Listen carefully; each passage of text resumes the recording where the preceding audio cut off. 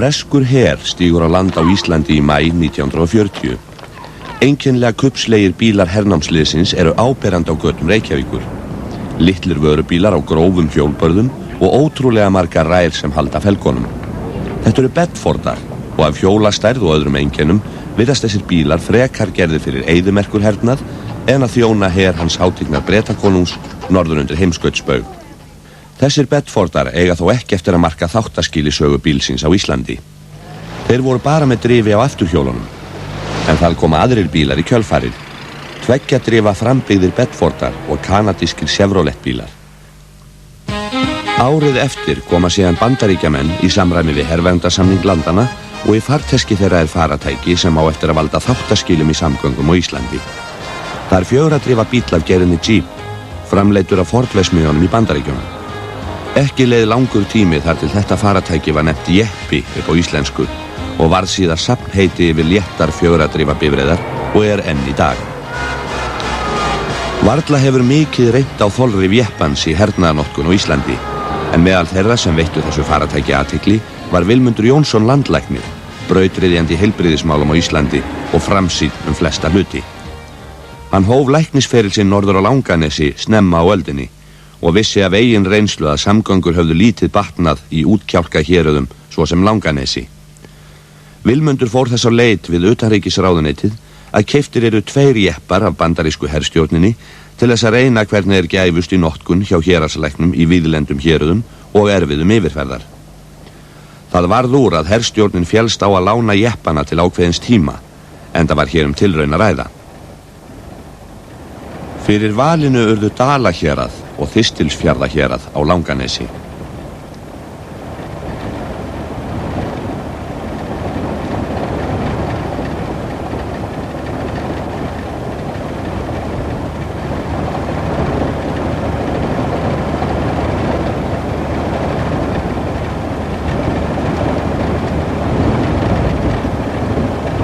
Brynjúlfur Dagsson, sem nú látinn, var þá læknir í Búðardal, en Þórður Oddsson var læknir á Þórshöfn á Langanesi.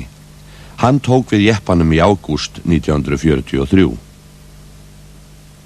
Vegna þess að Vilmundur taldi það alveg kjörið tæki fyrir íslenska lækna í dreifðum bílum, dreifðum byggðum Íslands að hafa svona tæki til sérstaklega í tilraunaskyni að fara á þeim vegleysur, því að það var nú að vegleysum til alltaf Íslandi þá. Þórður Oddsson tók við jeppanum í Reykjavík, en það gekk ekki athugasemdalaust að komast á honum út úr bænum. Og það vakti náttúrulega athygli að Íslendingar voru með svona tæki í höndunum og meðan annars var ég stoppaður í Suðurgötunni af hermönnum sem að vildu gjarnan fá að vita í hverju það lagi að Íslendingar væru á svona tæki. Og ég spurði þá hvort þeir kynni ekki að lesa, því utan á jeppanum stæði að þarna með sérstöku samkomulagi við íslensku ríkisstjórnina þá væri þessi jeppi lánaður Íslendingum. Og þeir náttúrulega bara tóku þetta gott og gilt og gerði ekkert meir með honum. Þeim Brynjólf og Þórði var gert að gera grein fyrir notagildi jeppana. Eftir 18 mánaða notkun ritar Þórður bréf til landlæknis og það dagsett 25. febrúar 1945. Þar segir meðal annars: fyrst og fremst má segja bifreið þessa að hún létt og handtækt verkfæri og uppfyllir mjög vel þær kröfur sem í fyrstu voru til hennar gerðar. Að sameina í einu faratæki kosti bifhjóls og bifreiðar. Hún létt í snúningum og auðvelt að draga hana upp úr ef hún festist í ófærum. Þessi kostur hvað hún létt gerir hana einnig mun hæfari til að fleyta sér yfir lítt frosna snjóskafla á vetrum, sem ófærir væru öllum öðrum bifreiðum. Framdrif hennar gera öll átök jafnari og gætir þess mjög í blautum mýrum, forarleðju og lausasnjó. Þar sem aðrar bifreiðar hafa tilhneigingu til að grafa afturhjólin niður þar sem lítil viðspyrna er eins og Jeep-bifreiðin syndi yfir slíkt með sínu jafndreifða átaki gegn undirstöðinni. Jeep-bifreið fer yfir mýri sem laus hestur stígur niður úr öðru hvoru. Mér fannst þetta fyrst og raunst ævintýralega gert tæki að hafa drif á öllum hjólum og geta í vissum tilfellum skipt yfir á lága drifið og nota drif á öllum hjólum. Í bréfinu til landlæknis gerir Þórður Oddsson grein fyrir helstu vegleysum sem hann hefur farið á jeppanum, en síðan ræðir hann kosti og ókosti jeppans. Hann segir að bíllinn hafi verið illnothæfur eins og hann hafi fengið hann í hendur, með tjaldþaki í slagviðris rigningum og stórhríðum. Hann segir að krossviðaskýlið sem sett hafi verið á jeppan hafi reynst prýðilega hingað til. Hann vísar til reynslu kollega síns, Brynjúlfs Dagssonar, og taldi hann verra að vera í bifreiðinni í kalsa votviðri en að sitja á hesti. Hann segir að lokum að öllu þessu athuguðu vil ég taka fram eftirfarandi. Hendur í faratæki héraðslæknum en jeepbifreiðum yfir byggðum mun erfitt að hugsa sér og væri það mikill fengur, sérstaklega öllum víðáttum meiri og vegfærri héruðum að eiga slík tæki. Brynjúlfur Dagsson, héraðslæknir í Búðardal, hefur svipaða sögu að segja af jeppanum og Þórður þegar hann skrifar Vilmundi landlækni.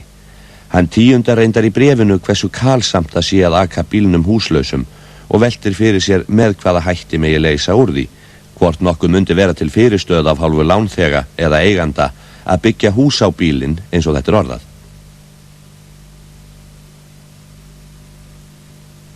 Það vill svo til að jeppin sem fór vestur í Dali í tilraunaskyni árið 1943 enn til og í vörslu Þjóðminjasafnsins og að sjá í upprunalegri mynd. Það þarf ekki hafa frekari orðum notagildi jeppabíla á Íslandi. Eftir stríðið kemur fjöldi landbúnaðarjeppa. Þetta voru villisjeppar, áþekkir herjeppunum. Þó var augnsvipurinn öðruvísi og ýmislegt frábrugðið, einkum það sem greindi að faratæki til hernaðarnota og nota í friðsamlegum tilgangi.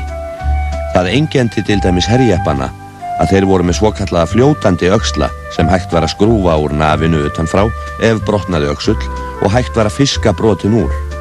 Héraðslæknarnir minntust á ókosti blæjujeppan sem var kuldi og Íslendingar komust fljótt upp á lag með að smíða góð hús á jeppana, en landbúnaðarjepparnir komu einnig með blæjum.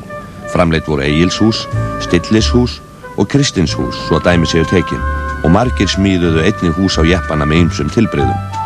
Einkum var það til sveita sem jepparnir kom í góðar þarfir og voru þeir mikið notaðir við landbúnaðarstörf fyrstu áratugina. Meira að segja var hægt að tengja sláttuvél við villisjeppana.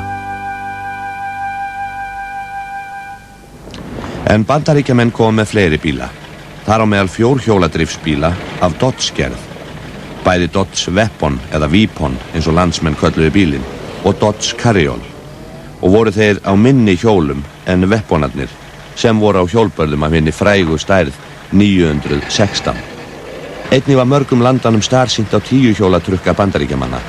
Þetta voru geysiöflugir bílar af gerðinni GMC, kallaðir gemsar í daglegu tali eins og fyrirrennarar þeirra allt frá 3. áratugnum. Enn eru einstaklingar í notkun af þeim gerðum sem hér hafa verið nefndar. Þá eru víða til sveita hræ af gemsum sem menn hafa ekki hirt að heyja og eru fyrir löngu orðnir hluti af umhverfinu. Virðist lítill bilbugur á skrokkum þessara níðsterku bíla þrátt fyrir íslenskt hregg í hálfa öld. Íslendingar sáu fljótt að nýfengin herbílafloti opnaði þeim aðgangað öræfum landsins. Þegar Hekla gaus 1947 komu herbílar og nýinnflutti landbúnaðarjeppar í góðar þarfir. Straumur slíkra bíla fór að Heklu rótum, bæði vísindamenn og forvitin alþýða innanborðs. Meðal þeirra sem urðu sér út hertrukk og fór að kanna öræfin var Haukur Hallgrímsson sem lengi keyrði hjá Guðmundi Jónasinni. Ég held að í sambandi við þessar ferðir voru þær farna alfarið að því maður hafði gaman að vera til fjalla og svo mettan því að komast þar sem maður vissi að hafði ekki verið farið áður og myndi kannski vera hægt að fara og nýta til farþegaflutnings. Haukur keypti Dodge Carryall hjá sölunefnd Setuliðsegna. Þeir stóðu sig yfirleitt ákaflega vel, en þeir stóðu sig verr eftir því sem þeir voru þyngri. Því það eins og í þessari Arnarvatnsferð þarna að þá lentum við í því eins og alltaf á þessum ferðum að þegar við komum einhvers staðar þar sem klækja var ekki farin úr jörðu, þá lentum við í drullu og erfiðleikum með það. En við vorum heppnir og við möluðum aldrei neitt, við slöppum á þess. Það er eins og Carryallinn og þeir bílar, þeir voru ekki með lágt drif, heldur voru bara með framdrif. Svo síðar að þá koma þeir aftur með millumkassa sem hægt að sitja í lægra drif og það er alltaf töluvert mikil breyting og munur á því. Þá fáum við afl meiri bíla. Og það var eins með GMC bílana, þeir voru aftur með há- og lágundrifi frá upphafi. En þó voru til Chevroletar sem voru bara með einföldu kassa. Menn virtust aka ótrauðir út í beljandi stórfljót en krafðist það ekki kunnáttu og færni. Ég veit nú ekki beint hvað maður kallaði færni, þetta var bara tilfinningar sem maður tileinkaði sér sjálfur og hugsaði og útbjóða þannig að maður hélt að maður myndi sleppa og þetta tókst. Við hlóðum ýmist það sem við köllum tófuskít í kringu kveikjulok og svo höfðum við stundum ullarsokk sem við bleyttum í olíu og breytum svo vel yfir þetta, segl og annars stýringan útbúnað. Tókum við remadar og losum þær þannig að viftan snerist ekki til þess að auðvitað ekki yfir mótorinn og þannig fórum við ótrúlega djúpt vatn. Það gekk þannig fyrir sig að við fórum alltaf í straumvatni eins og ofalega eins og við gátum og ógum niður eftir straumnum þannig að við fengum ekki aflið frá vatninu á móti okkur. Litum það heldur hjálpa okkur til þess að komast yfir. Páll Arason einatt nefndur í sömu andráni og Guðmundur Jónasson sem einna fyrstu öræfabílstjórunum. Páll byrjaði að aka ókunnar slóðir þegar hann bjó á Akureyri 1944. Þá var hann með Ford vörubíl, A-Ford, og ók meðal annars upp í Öskju, upp Vatnahjallaveg og suður að Geldingsá og í gegnum Gullnahliðið sem svo var kallað. Upp úr þessu eignast Páll Dodge Vipon bíl sem síðar var kallaður Ólína og þar kemur að því að það verður atfinna hjá Páli Arasyni að aka fólki ótróðna slóðir. Nú farið við Vatnsföllin þá útbjó ég bílana þannig að kveikjuþræðinni þeir voru svo lélegir í þá daga að ég keypti í apótekum stólpípu slöngur og setti yfir kertaþræðina og síðan setti ég niður frá kveikjunni hjólhestaslöngur utanum þessa þræði og niður yfir kertið og svo makaði ég allt saman með koppafeiti á kveikjunni. En það eitt sem að varast að þegar maður fer yfir djúpt vatn og alveg komið í kaf, alveg reynd vatnið komið yfir húddið, þá heyrist ekkert í mótornum og þá hafa sumir kannski sleppt bensíngjöfinni. En það ekkert annað en bara að fara hægt á stað út í ána, auka svo alltaf bensíngjöfina og alveg kona fulla ferð eftir því sem að lengra dreif út í ána og þetta kom eins og flóðöldur bara sem að bílinn riður á undan sig. Maður á að vera eiginlega á sama hraða eins og straumurinn svona 5-6 km hraða. Já, það var nú ein vitleysa sem að við vorum að gera fyrst. Það var að leiða pústið upp og það á maður alls ekki gera. Því að mótorinn, það svo mikið snúnis á mótornum að það ekki eins og hægt að halda við með fætinum við púströrum. En við vorum að, bæði Guðmundur Jónasson og ég, við vorum að leiða þetta með vatnsfosslöngum upp úr. Það var tóm vitleysa. Guðmundur Jónasson var ókrýndur konungur íslenskara öræfabílstjóra. Mér reyndist ákaflega gott og mikið gott að vera með honum. Og ratvísans, hún var alveg með eindæmum góð. Það veittist vera eins og hann hefði bara kompás í kollinum. Þegar við vorum saman þá óðum við nú ofta tíðum þessar ár saman, báðir. Héldustum í hendur og skoðum vaðið áður en við fórum yfir það. Alltaf með staf og þar með eignaðist Guðmundur staf sem að Jöklafélagið færði honum og það var með konjastaupi í endanum. Svoleiðis að stundum þegar komum var yfir þá var tekið staupið og fengið sér eitt konjashús í restina. Bílaframleiðsla til einkanota lá nánast alveg niðri í stríðshrjáðum löndum Evrópu. Hergagnaframleiðslan hafði algjöran forgang. Heimildir segja að í Bretlandi hafi aðeins fáir bílar af gerðinni Hillman Mings verið framleiddir árið 1943 og þá til nota fyrir lækna og aðra nauðsynlega embættismenn.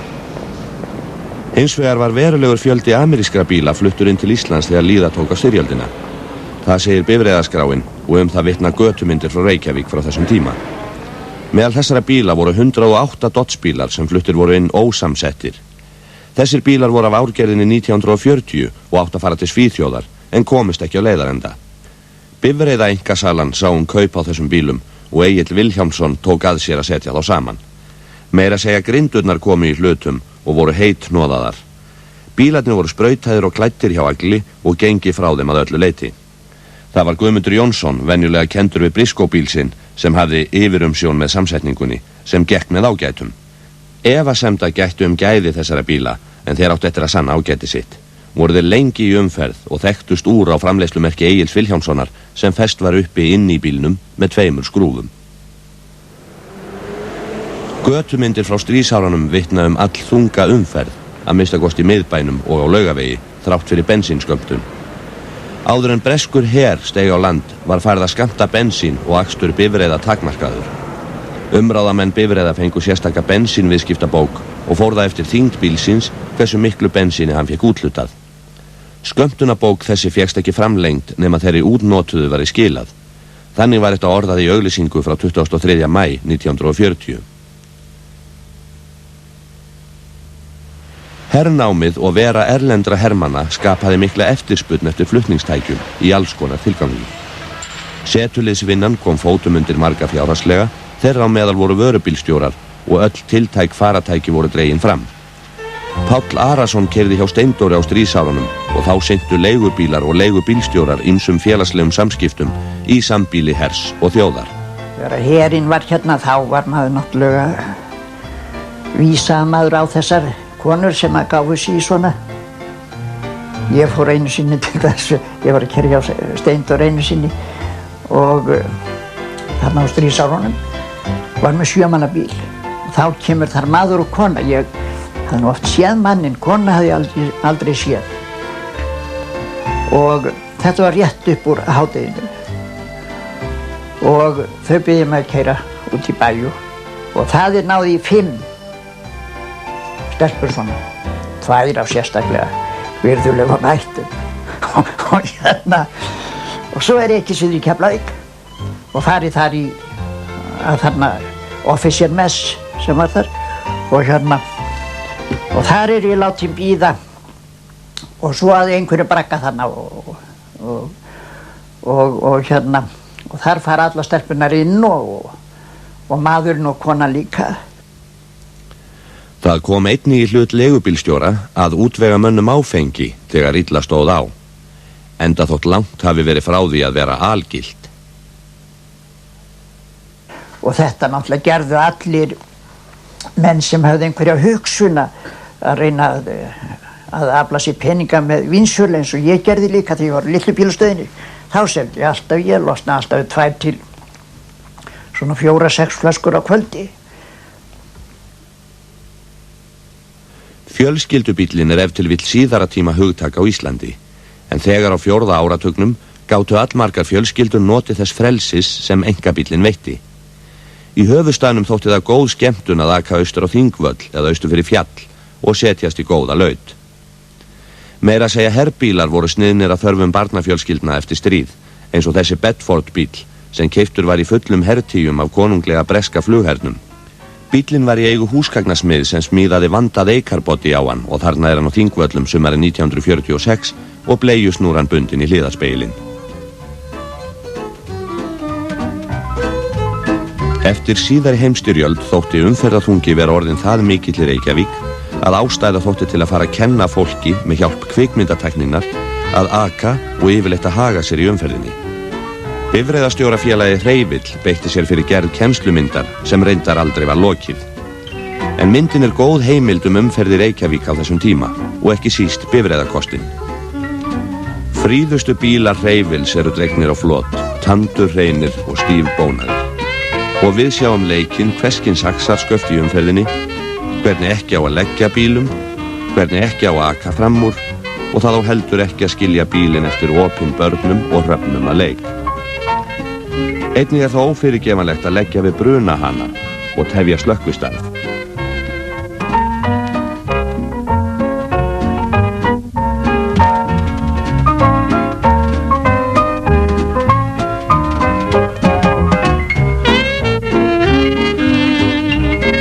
Reiðhjólamenn og gangandi vegfarendur var einnig sína leksíu. Öngþveiti getur meira að segja skapast á gangstéttum ef ekki farið að settum reglum. Það kemur vel fram í myndinni að bílakosturinn mjög misjafn í Reykjavík á þessum tíma. Allmikið ber á amerískum fólksbílum frá upphafi styrjaldar. A-Fordar eru enn á kreiki, en engin T-Ford, öðru nafni Gamli Ford, sjáanlegur. Mikið ber á jeppum, bæði herjeppum og landbúnaðarjeppum. Umferðamannvirki eru ekki samræmd mjög og við sjáum skilti bifreiðastöður bannaður upp á húsveggjum.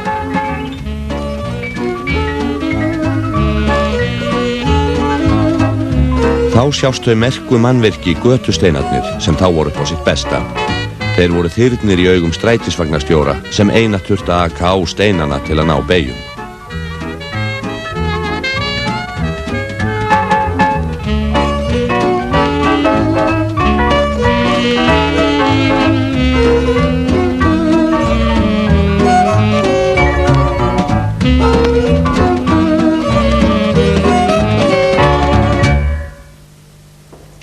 Fyrstu lög fólksflutninga voru sett 1935. Áður hafði mönnum verið heimilt að flytja fólk hvert á land sem var án sérstaks leyfis. Þá þegar voru veitt sérleyfi á flestum leiðum sem bílfærar voru. Þessi skipan hefur haldist í stórum dráttum fram á þennan dag. Sérleyfin reyndust eftirsótt aftur loka seinnis, þegar útgerðarkostnaður á bílum stór hækkaði og erfitt reyndist að fá varahluti. Fór svo að póststjórnin varð að grípa inn í og hefja eigin útgerð bæði á leiðinni norður í land og á milli Hafnarfjarðar og Reykjavíkur. Þetta stóð ekki lengi og hefur sérleyfisakstur einatt verið í höndum einstaklinga síðan. Bifreiðastöð Íslands við Kalkofnsveg var miðstöð fólksflutninga og þar mátti jafnan sjá fjölskrúðugan bílaflota og ekki síður eftirminnilega bílstjóra. Fordrútur með íslenskri yfirbyggingu settu svip sinn á stöðina allt fram á 7. áratuginn og þar gat einnig að líta 4 dreifa Bedford bíla af gerðinni QL sem búið var að byggja yfir. Margir rútubílstjórar urðu þjóðsagnapersónur í lifanda lífi svo sem Ólafur Ketilsson og hann er greiftur í vitund okkar þar sem hann stendur upp á þaki á X88 og er að taka á móti farangri. Og þeir eru fleiri þjóðþekktir menn, bílstjórarnir, Dalabrandur, Guðbrandur Jörundsson frá Vatni, Kjartan og Ingimar að ógleymdum Guðmundi Jónasinni. Bjarni Guðmundsson frá Túni í Hraungerðishreppi setti líka bæjarbrægin á gamla BSI-planið með Bedford útgerð sinni áratugaskeið í hópferðum. Gjaldeyrisforði Íslendinga nam 200 milljónum í lok seinna stríðs og fyrir utan að kaupa fiskiskip voru keyptir bílar. Einkum voru þeir frá Bandaríkjunum og Bretlandi. Amerískir bílar urðu áberandi á götum höfuborgarinnar, einnig Austin og Morris bílar. Þeir voru ekki mikið breyttir frá þeim bílum sem kom í stríðsbyrjun. Jón Guðjónsson, framkvæmdastjóri bifreiða og landbúnaðarvéla, hefur með ýmsum hætti starfað að innflutningi bifreiða allt frá því að síðari heimsstyrjöldinni lauk. Og það var til gjaldeyri þarna því að nýbyggingaráð sem fór að eyða stríðsgróðun og það kláraði hann held ég kringu 1950. Ég var einhvern veginn að vinna í þessi fyrir eina helgi þegar að losa eitt skip sem var nú svona aukavinna hjá mér þá.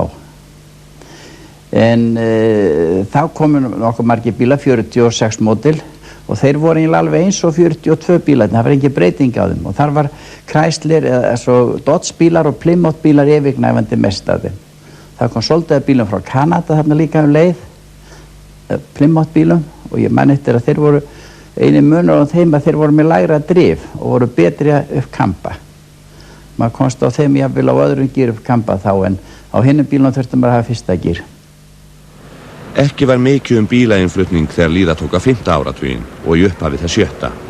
Ýmsar gerðir voru fluttar til landsins en fáar af hverri. Kaiser Fraser bílar komum frá Bandaríkjunum en síðan áttu margir Kaiser bílar eftir að flytjast til landsins og setja svip sinn á umferðina.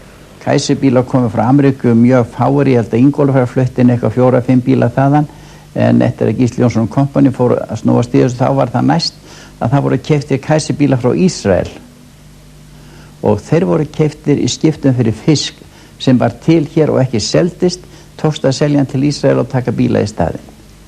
Ég held að þetta hafi verið steinbítur og var kallað catfish. Það var, fyrstu bílarnir fóru eingöngu til leigubílstjóra eða svo til. Þessu bílum var allum úthlutað að innflutningsnefnd eða innflutningsskrifstofunni og leigubílstjóra fengu mest af þeim og síðan fengu nokkur útvaldir aftur bíla. Og ég man eftir okkur þá dálítið skrýtt sem ég fengu til þess að geta stundað atvinnu vegna þess að þeir voru ekki færum að vera erfiðisvinnu og einn fékk bíl til að stunda atvinnu á Akureyri en hann var blindur og það þótt okkur skrýtið. hvernig hann átti að hafa atvinna því að keyra bíl og vera blindur.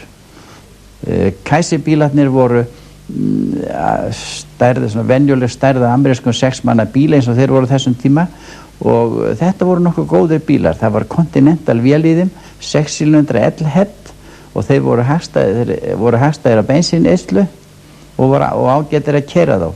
En Jón Guðjónsson á eftir að koma við sögu annara bíla og ef til vill með afdrifaríkari hætti í sögu bílsins á Íslandi. Það skeði þannig að því að þegar landhelgin var færð út hjá okkur, Íslendingum, að þá hættu Bretar að kaupa fisk og þá hlóðstu fiskur og þá var farið að reyna að hefja viðskipti við Sovétríkin og einmitt Bergur Gíslason, sem orðinn fullorðinn maður núna, hann var í fyrstu samninganefnd sem fór til Rússlands til að koma á viðskiptum þar á milli og var þar í marga vikur til að finna vörur sem við gætum brúkað í staðin fyrir fiskinn sem þeir fengu því að það var ekki að ræða peningaviðskipti heldur vöruskiptaviðskipti. Og Rússarnir gátu skaffa okkur bensín og oljur, þeir gátu skaffa okkur steypujárn og þeir gátu skaffa okkur timbur en þeir lögðu dálítið mikla áherslu á það að það væri keyptar einhverjar iðnaðarvörur sem að sæjist að kæmi eitthvað Rússlandi því að oljurnar og bensínu var afgreitt í gegnum dælurnar frá BPS og Shell. Timbrið var alveg eins í völundi eins og það hefði verið áður og steypustjórnarjárnir fóru alltaf kafinn í steypuna. Og þá var það að viðskiptamálaráðuneytið keypti 100 póputabíla. Það gerði samning og kaup á 100 póputabílum og síðan þegar búið að kaupa bílana þá var farið að finna aðila til þess að dreifa þeim. Og þá var viðskiptamálaráðherra Ingólfur Jónsson á Hellu og ég held að það verið samráði við Gunnar Áskjösson sem var þá formaður félags bifreiðinflytjenda að það var stofnað fyrirtæki til þess að taka við þessum 100 bílum og sjá að selja þá. Og þannig var til fyrirtæki Bifreiðar og landbúnaðarvélar HF. Bílarnir kom allir í kössum, þeir voru mjög vel pakkaðir í kössunum að þó þeim væri sturtaði vörubílum þá skemmtist þau ekki neitt og jafnvel þó að kassarnir ditt á hliðina þegar var að sturta þeim af þá skemmtist þau ekki heldur við það og bílarnir komu heilir til landsins í kössunum og þannig það voru engar skemmtir á þeim í flutningi og svo var mikið efniviður í kössunum og það var mikið sóstættið þeim að brúka þá við sumarbústað annað. Póputabílarnir þeim var úthlutað af innflutningsskrifstofu og það fenguð, ég man eftir, það voru fiskimatsmenn sem fengu fyrstu bílana og síðan voru aðrir sem var talið að væri mjög nauðsynlegt að hefðu bíla. Ég man eftir að læknar voru ósáttir við að taka þessa bíla, þeir vildu fá ameríska bíla, þeim líkaði ekki við að fá þessa bíla. En seinna eru þessi bílar nokkuð vinsælir og þeir sem áttu þá lengi, þeir voru ánægðir með þá. Bílarnir voru sterkir, þeir voru ekki kraftmiklir, en þeir voru sterkir og það var vandaður frágangur á þeim. Eftir Póputa þá fengum við Moskvit 55, það var Moskvit 400, það var eiginlega alveg bara gamall Opel. Það var sagt að Rússar hefðu tekið verksmiðju í Þýskalandi og fluttar austur. Og af þeim komu nokkur 100 bílar. Þeir komu 50 og kostuðu 34.500 krónur þá. Og þeir voru frjálsir, það voru bílar, það voru komið 55 og voru bílarnir frjálsir. Og það gæti hver sem labbaði inn í búð hjá okkur og borgaði 5.000 krónur og svona bíl og fekk svo bílinn eftir 1 eða 2 mánuði. Síðan koma GAZ 69, þessi sem kallar rússajeppar og þess 56 komu þeir fyrst og mikið af þeim 58.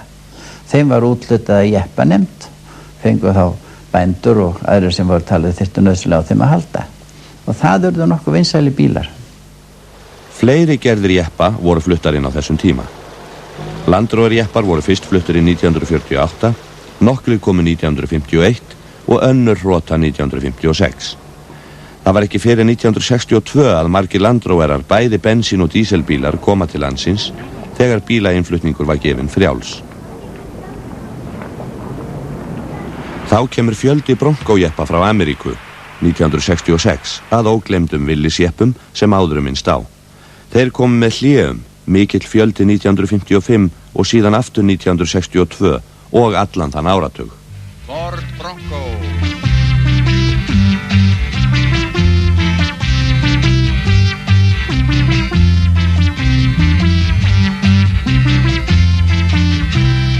Ford jafnt í byggð sem óbyggðum.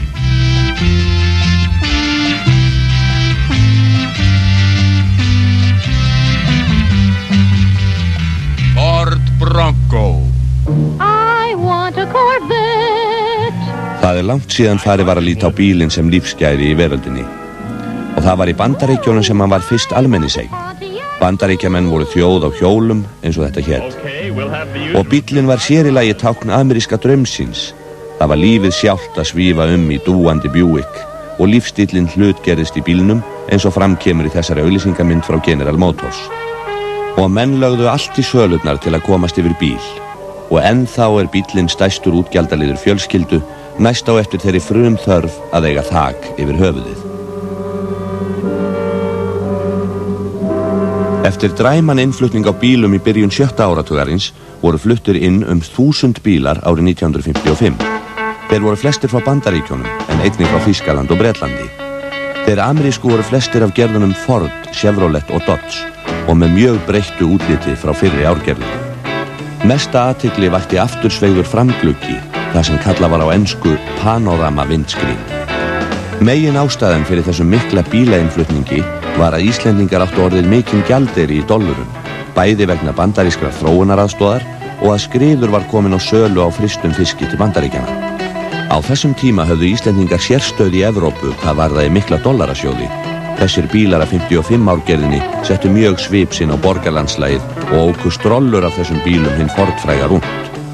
Árið 1954 kom fyrsta Volkswagen-bifreiðin, eða Bjallan eins og hann var síðan nefndur, til landsins.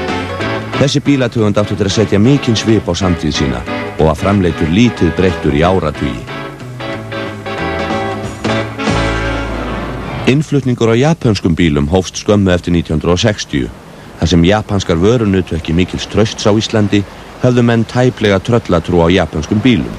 Það var ekki fyrir en japanskur jeppi af Toyota-gerð var fluttur inn 1964 að landið tók að rísa með innflutning á japansbílum.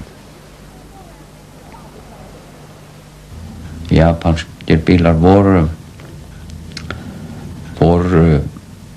mjög lítið þekktir í Evrópu. Það nánast ekkert þegar þeir komu hingað. Og ég man það að ég var nú viðloðandi svolítið með fyrra fyrirtækið sem byrjaði með þetta og ég man það að það var svona annarkvor þriði hvor kunni sem kom inn sem að skoða bílinn, og lest svona gengur kring og ég man þegar maður nefndi verðið að það var held ég á þessum koronabíl 120.000 ef ég man rétt og þá bara hristu menn hausinn og sagði nei, japanskan bíl kaupi ekki 120.000, þá kaupi ég nú heldur Moskvits á 90.000. Það gerist síðar að allmargir japanskir togarar eru keyptir til landsins. Þar á meðal aflaskipið Páll Pálsson frá Hnífsdal. Togararnir komu til landsins upp úr 1970 og reyndust vel. Þeir fengu strax orð fyrir góð vinnubröð við maður það fréttist af menn sem að á útgerðargreininni sem að fóru til Japans. Það voru margir sem komu til okkar og voru að segja okkur frá og höfðu farið til Japan, kynst þeirra vinnubröðum, voru mjög ánægðir með þeirra verk og þeirra framleiðslu og það hafði áhrif. Og það voru margir af þessum mönnum sem voru ekki í vafa að bílarnir hlyti að vera góðir. Nú svo komið að 3 af hverjum 5 bílum sem fluttur eru til landsins koma frá Japan. Síðustu ár hefur jeppainflutningur einkum verið bundinn við Japan, Bandaríkin og Sovjetríkin. Nú komast jeppar og aðrir fjórhjóladrifsbílar yfir fjöll og fyrnindi, fara nánast sjónhending líkt og Jón Hreggviðsson leystur úr fjötrum á Alþingi og jöklar ekki lengur faratálmi. Og sýningar eru haldnar á torfærutröllum með öllum hugsanlegum búnaði, meira segja lórantækjum og því sem heitir GPS, sem þýðir Global Position System, og eru staðsetningatæki í tengslum við gervitungl. 14. júlí 1974 á 1100 ára afmæli byggðar í landinu urðu tímamót í samgöngumálum á Íslandi. Þá var lokið gerð hringvegarins umhverfis landið. Síðustu stórfljótin á Skeiðarársandi voru brúuð og þennan dag var brúin yfir Skeiðará formlega vígð með því að Magnús Torfi Ólafsson, þáverandi samgönguráðherra, klippti á borða sem var í íslensku fánalitunum. Þar með var hringvegurinn til og brátt var engin maður með mönnum sem ekki hafði ekið hringveginn. Þá voru liðin rétt 200 ár frá því fyrstu lög vegagerð voru sett á Íslandi. En það ekki liðin nema 1 öld frá því að Íslendingar gátu notfært sér hjólið til þess að komast á milli.